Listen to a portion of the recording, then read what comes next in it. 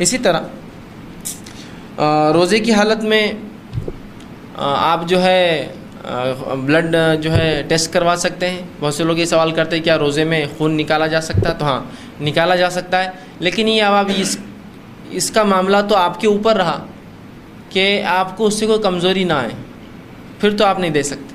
मिसाल के तौर पे आपने ब्लड दिया और आपको कमज़ोरी आ गई, जबकि आपको पता था कि जब भी मैं ब्लड देता हूँ तो कमज़ोरी आई जाती है मुझे, तो अब ऐसी हालत में आप ब्लड टेस्ट नहीं करवाएंगे। लेकिन अगर ऐसी हालत नहीं है, आम हालत है और आपको पता है थोड़ा सा खून देने में कोई हर्ज नहीं है, मजबूरी की शक्ल है कि ब्लड टेस्ट कराना है, शुगर टेस्ट कराना है और मुख्तलिफ़ चीज़ें होती हैं, तो बहरहाल फिर आपके ब्लड टेस्ट कराने में कोई हर्ज नहीं, याद रखिए।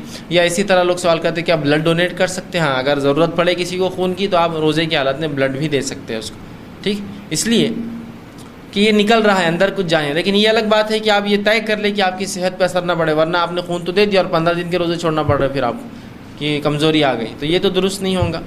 तो ब्लड टेस्ट करवा सकते हैं, मुख्तसर ब्लड डोनेशन अगर करवाना है, आपको सेहत का पता है कि इससे कोई नुकसान नहीं होगा, तो आप वो भी करवा सकते हैं।